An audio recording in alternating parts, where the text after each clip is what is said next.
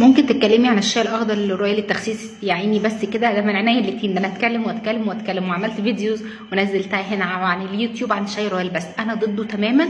الرويال شاي خطير لانه هو بينزل الفيتامينز والمعادن الاساسيه اللي موجوده في جسمك، وبيعمل حاجه اسمها ضريه اللي هو الاسهال، لانه هو بيخلي البلدي كده البطن تمشي، فبتعملي تويلت كتير وانت فاهمه ان هو كده بينزل دهون، بالعكس ده بيفقدك العناصر الغذائيه اللي موجوده في جسمك، وبالتالي مع كتر الاسهال الجسم ما بيقدرش يدخل التويلت او تتم عمليه الاخراج الا من خلاله، وبيحصل بسببه امساك شديد وثبات للوزن، فبتمشي في دايره انا بشربه عشان اخس، فبالتالي وزني بيثبت عن طريق ان هو بيخلي طبيعه الجسم ما تمشيش الا بيه عن طريق الامساك.